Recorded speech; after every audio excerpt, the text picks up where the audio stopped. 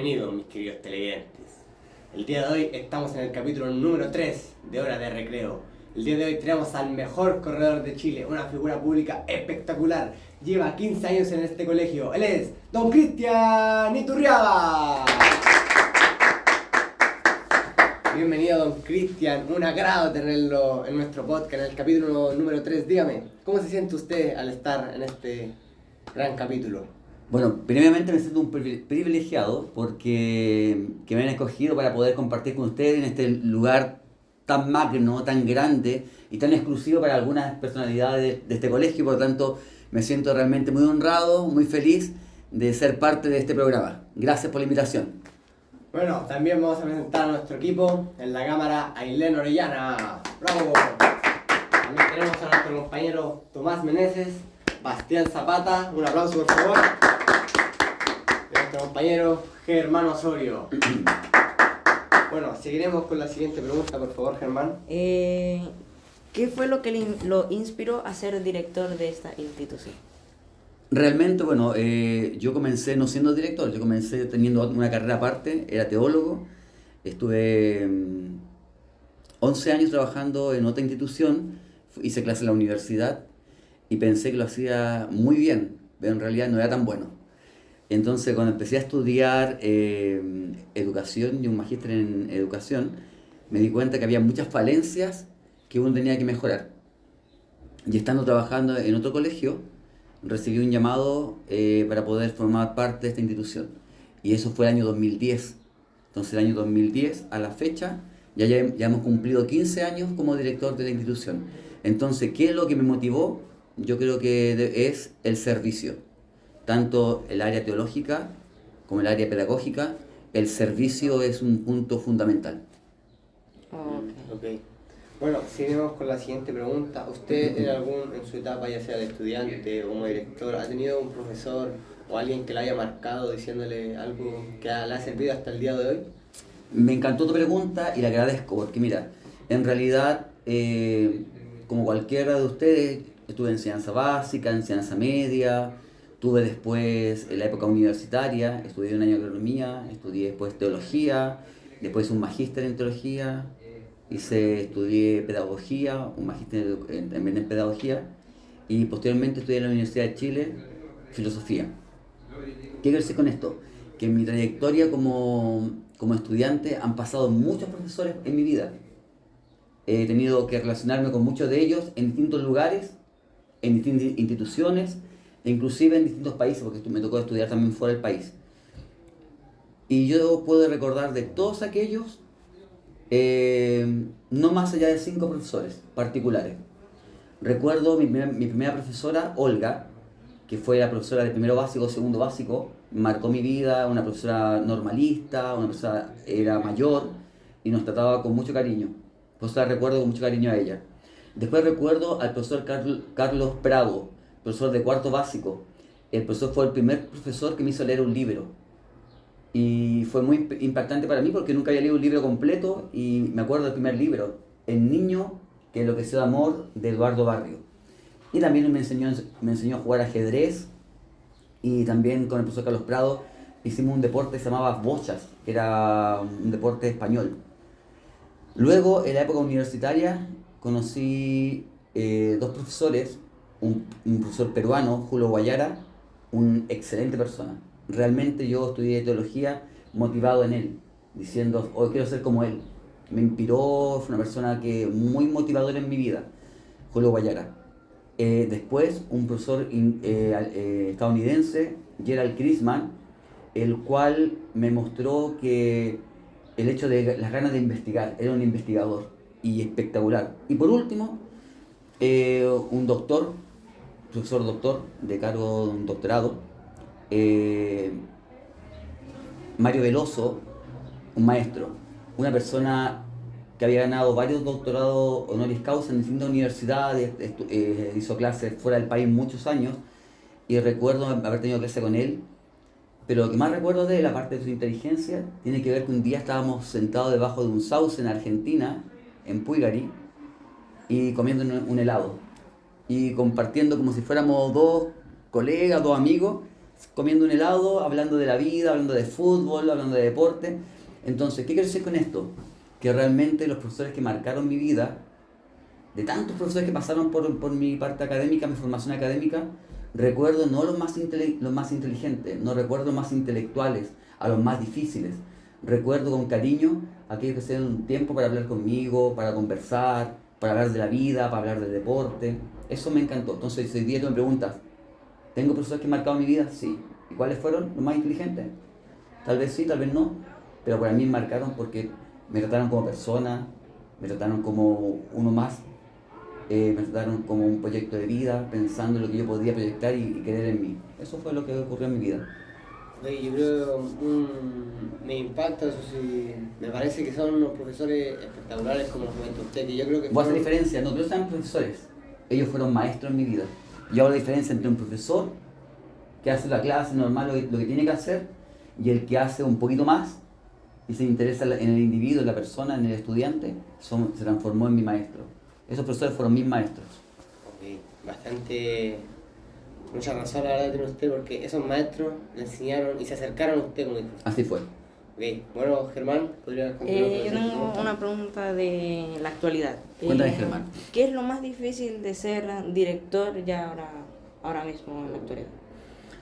Mira, yo creo que lo más difícil de ser director, pero no hablo de director en este colegio, sino hablo como director en cualquier institución, tiene que ver con varias cosas. Por ejemplo, creo que el tema de la autoridad se ha perdido.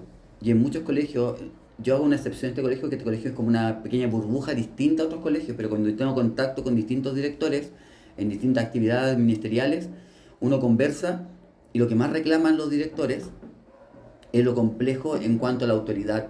Hay mucha violencia, hay mucho bullying, hay mucha falta de respeto y cada vez la autoridad del docente, del profesor, se ha ido perdiendo.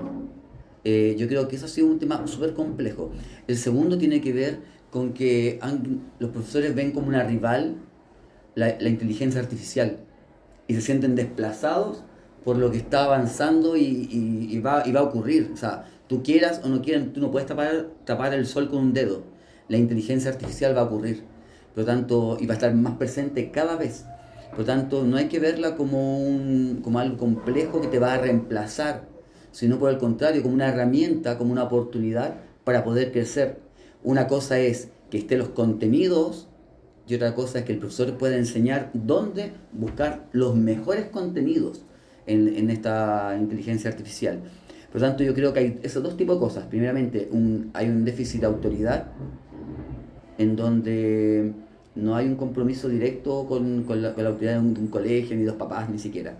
Y el segundo tiene que ver con el tema pedagógico. Tenemos que dar un vuelco nosotros en la parte pedagógica a la enseñanza, al currículum, porque en realidad tenemos que cambiar, el mundo ha cambiado, los estudiantes han cambiado, las tecnologías han cambiado, por lo tanto como colegio también debemos nosotros estar dispuestos a hacer modificaciones, a hacer cambios y ver los problemas como oportunidades para poder crecer. Yo creo que eso es vital. Entonces es como que los profesores, directores, etcétera, se sienten como reemplazados por la inteligencia artificial, porque yo creo que va a llegar un momento donde ya no va a haber profesores, editores, va a haber solamente inteligencia artificial, que es lo que va a enseñar a los niños del futuro. Sí, eso es un punto bastante apocalíptico, pues presentarlo así, catastrófico. Yo creo que el profesor siempre va a estar, porque tú no puedes estudiar simplemente con una máquina sin emociones, pues tiene que haber emoción, tiene que haber vínculo, tiene que haber un apego entre el docente, entre la persona humana y el individuo, el estudiante. No basta simplemente yo colocarme un audífono, poner un teléfono o la computadora y colocar el chat GPT o a veces hablar con el chat GPT porque no tiene emoción. La educación y la formación de personas tiene que ver con el apego, tiene que ver con el vínculo. Por lo tanto, yo nunca creeré que el profesor va a ser reemplazable por un aparato, por un robot. Creo que sí, el profesor tiene el desafío de poder crecer, de poder estudiar, de poder vincularse más con el estudiante, y creo que la neurociencia es un puente fundamental para poder conocer al estudiante las distintas etapas etarias que tiene, en cuanto a la edad, en cuanto a lo que está pensando, lo que está sintiendo, y el tema emocional es muy profundo y nunca vas a poder contactar emocionalmente con una máquina, con una computadora o con inteligencia artificial. Por eso yo creo que el profesor es irreemplazable y los temores son infundados de ser reemplazado. Yo creo que simplemente tiene que el profesor comprender que debe capacitarse en neurociencia, capacitarse en cuanto a algunas herramientas tecnológicas y hacer con esa herramienta una oportunidad de acercamiento al estudiante. Pero no creo que sea reemplazado ni a 2 años, a 10 años, ni a muchos años más. Creo que el vínculo entre personas humanas nunca se puede desplazar por un algo robótico, Entiendo. por un bot.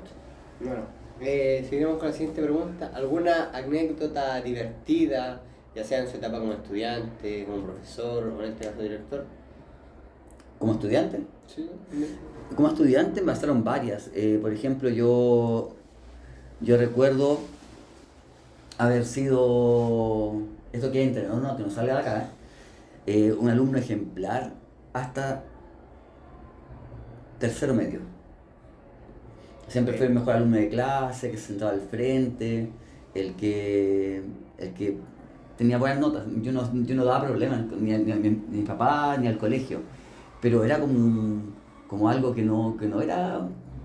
Yo era igual un joven, por lo tanto yo quería hacer cosas y no tenía nada que contar. Y en cuarto medio me porté mal, peleé en el cuarto medio, me escapé algunas par de veces y de verdad no es un ejemplo a seguir, pero sin embargo quiero decir que el director que ya tiene que colocar disciplina, que ya tiene que aplicar estas cosas, también fue un joven, también cometió errores.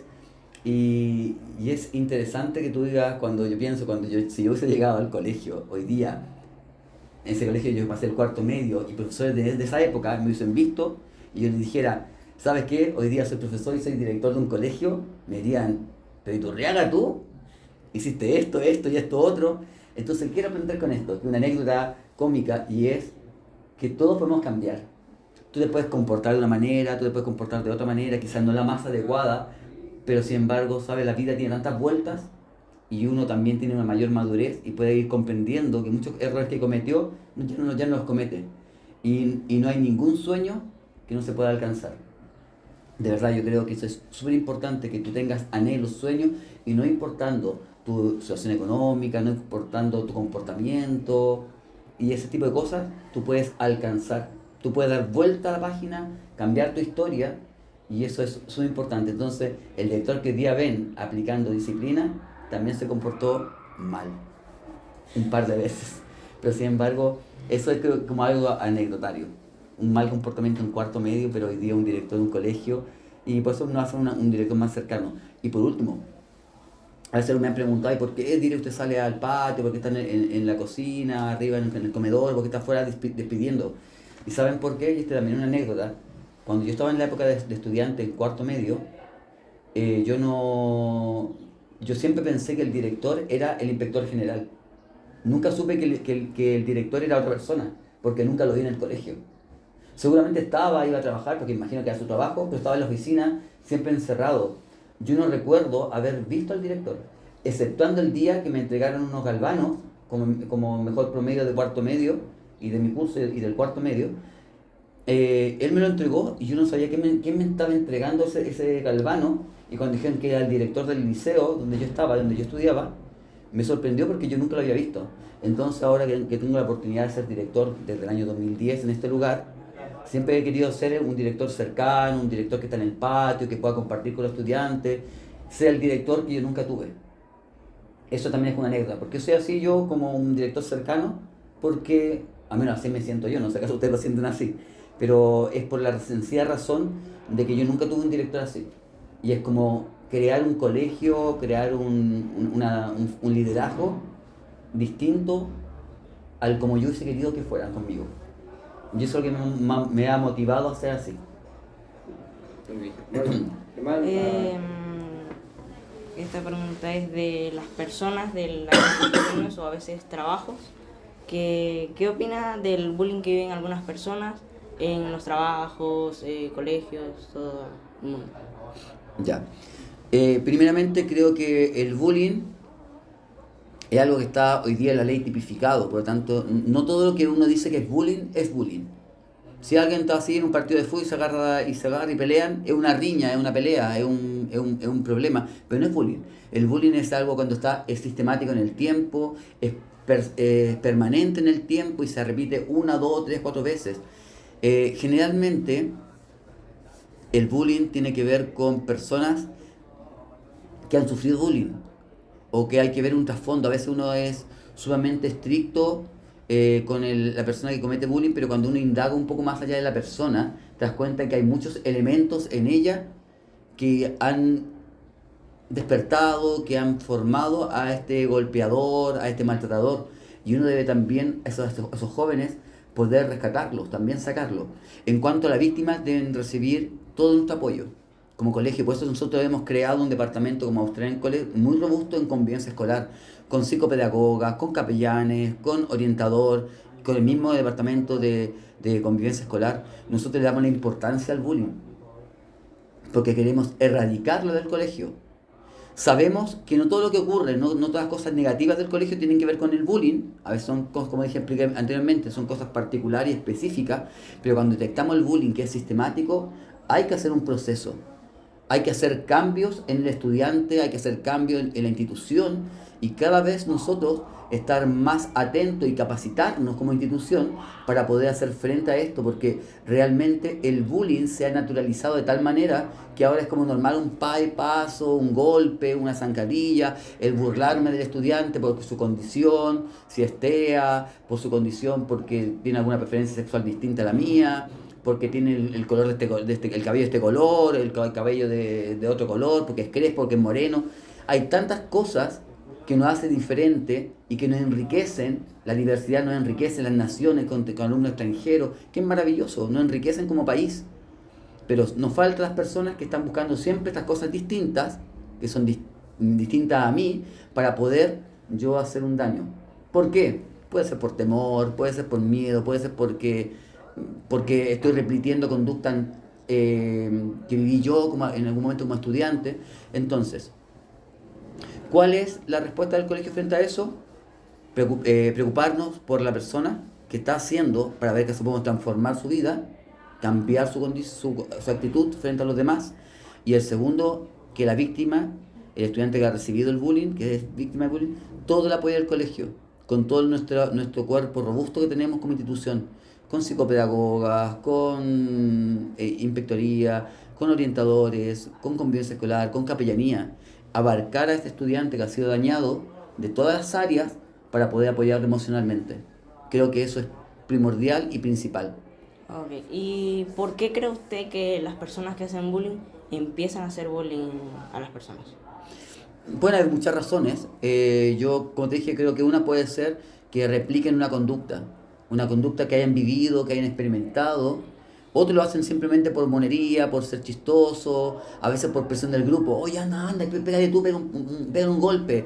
Oye, pero, entonces no es parte del grupo, si tú no eres capaz de hacer esto, no eres parte de... Y empiezan a hacer bullying, empiezan a molestar a la persona de forma sistemática para ellos ser parte de un grupo.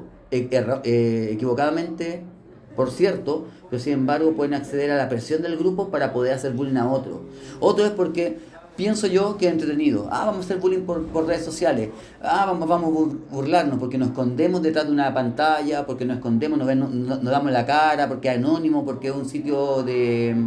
¿Cómo le llaman estos sitios? De vendidas, no tiene un nombre. ¿Cómo le llaman estos sitios que usan los chiquillos? Que es para... Confesiones. De confesiones. Estas páginas de confesiones donde están en el anonimato, donde están escondidos, donde nadie los puede conocer. Y finalmente, ¿qué hacen? Salen a decir lo peor de uno, porque cuando alguien está escondido en algo, siempre saca lo peor. Cuando nadie te ve, saca lo peor. En cambio, cuando alguien hace lo correcto, cuando nadie te ve, es una persona íntegra. Tú tienes que tener la madurez, obviamente acorde a tu edad, de decir y hacer lo correcto porque es correcto. Tú haces lo correcto porque es correcto, no para agradar a tus compañeros, no para encajar en un grupo, no porque me parece a mí entretenido sin pensar las consecuencias de otros. Yo creo que gran parte de los que hacen bullying hoy día tienen que ver con conductas repetitivas, tienen que ver porque acceden a la presión del grupo y finalmente también porque encuentran que es entretenido, porque a ellos le causa risa, porque al hacer alguna cosa al resto le causa risa y me siento mucho mejor. Yo también opino lo mismo. Yo creo que las personas a veces que hacen bullying siempre son los que están en grupo y son que tienen amigos que no son tan con buena conducta y de hacer bullying pueden pasar a hacer mucho más cosas. No sé, si el grupo empieza a fumar o a tomar drogas, ellos también pueden hacer eso y es por presión casi siempre que entran las personas a esos pasos. Pero es muy importante que tú tomes decisiones personales. Por ejemplo, yo no fumo, yo no tomo, nunca bebí alcohol, nunca fumé un cigarro ni nada por el estilo. Por lo tanto, pero yo en el colegio donde yo estaba, era un colegio municipal, Liceo 5, Mercedes Maíz del Solar, y mis compañeros eran todos compañeros normales como todos, y ellos tenían ahí también acceso a distintos tipos de droga, al cigarro, al alcohol, a la cocaína, pasta base, y yo puedo decir que yo nunca tuve que hacer nada para formar parte de un grupo que tenía, un grupo de amigos. Ellos siempre me respetaron, por ejemplo, decían, bien Iturriaga, ya vamos, nos vamos a tomar y vamos a tomar bebida. Nunca nadie me obligó a hacer nada. Y entonces es importante que cuando tú te valoras a ti mismo, tú tengas que tomar decisiones firmes, y decir, no hago esto, yo no hago esto otro, pero sin embargo yo soy parte de ustedes también. Y ustedes me tienen que aprender a respetar. Y eso se va a dar de acuerdo a tu característica como persona, a tu madurez, quizá a tu carácter. En mi caso particular, yo estuve en un ambiente que yo perfectamente pude haber hecho todo lo que tú mencionaste. Alcohol, droga, golpiza a otras personas, porque mi ambiente en el colegio era propicio para eso. Pero sin embargo, depende de ti. Depende de los valores que te entregaron en casa. Depende de tus valores religiosos. En mi caso, mis papás, personas de casa, buenas personas de campo, y valores religiosos de muy pequeños, valores de hogar y de religiosos. Por lo tanto, yo nunca accedí y cedí a la presión de, oye, fuma esto, oye, prueba esto otro, oye, vamos a hacer esto. No, nunca fue así. Sí, porque yo creo que igual hay personas, no sé, los que tienen buena nota, buen promedio, que ya llegan a un nivel de edad que, no sé, empiezan a perder amigos, cosas así. Y es porque ellos quieren que hagan lo que ellos quieren. No sé, si mi amigo fuma, él quiere que yo fume. Y él para encajar lo hace. Entonces yo creo que tienen que estar firmes a eso y no, si es no quieren, no. Sí, y eso va a ser en distintas etapas de tu vida, porque la presión nunca va a terminar, pues en el colegio, después va a ser la época universitaria, después va a ser la presión por, oye, ven y copia, oye, hagamos esto, y va subiendo porque las presiones son de por todos lados, no es solamente que sea ande y fúmate algo, sino las presiones están en todos lugares. Por eso digo que hacer lo correcto es, ¿qué es una persona íntegra? Íntegro es un hombre, una mujer que hace lo correcto cuando nadie te ve. Porque hacer lo correcto cuando todos te ven es fácil, porque me están viendo.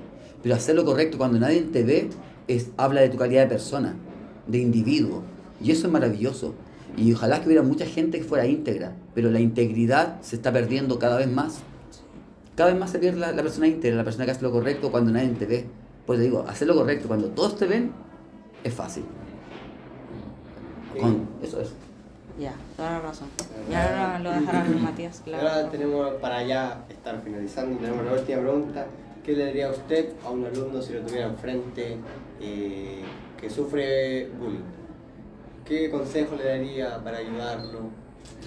Primeramente yo le diría, tienes que denunciar, no puedes quedarte callado. Yo creo que el mayor consejo es, si estás sufriendo algo, bullying, estás sufriendo una molestia constante de parte de compañeros, tienes que denunciar, acércate, si es aquí en este colegio, acércate a cualquier persona que tú sientas con seguridad, quien habla, o cualquier otro profesor, o convivencia escolar, psicopedagogía, o inspectoría, o capellanía, orientación, donde tú te sientas más seguro, tú deberías acercar y denunciar. No te puedes quedar callado porque finalmente, si tú te callas, nunca va a parar. Siempre va a seguir y va a continuar y va a ser siempre más. Por lo tanto, mi mayor consejo es, si estás sufriendo esto, no te lo calles, no lo guardes porque te hace daño en lo emocional. Anda, cuéntalo con personas que te van a escuchar, personas que van a hacer cosas por ti y van a hacer un cambio en tu vida. Porque realmente, yo no imagino realmente cómo es la vida de una persona que sufre el bullying en forma constante y periódica en el tiempo. Debe ser angustioso, debe ser súper triste, debe llorar muchísimo, sufrir mucho. Por lo tanto, bajo este punto de vista, tienes que denunciar. Mi primera cosa es decir, no te lo calles, habla, cuenta lo que está pasando contigo para poder hacer algo por ti. Y te vamos a ayudar. Ese es el compromiso de nuestro colegio. Somos tu segundo hogar. Wow, bravo. De verdad, un aplauso, por favor. Bueno, y aquí llegamos al final del tercer capítulo. Muchas gracias por la sintonía. Tengo que hacer una aclaración, ojo, porque me presentó como el mejor corredor. Quiero decir que sí corrí un tiempo, pero no fue el mejor corredor.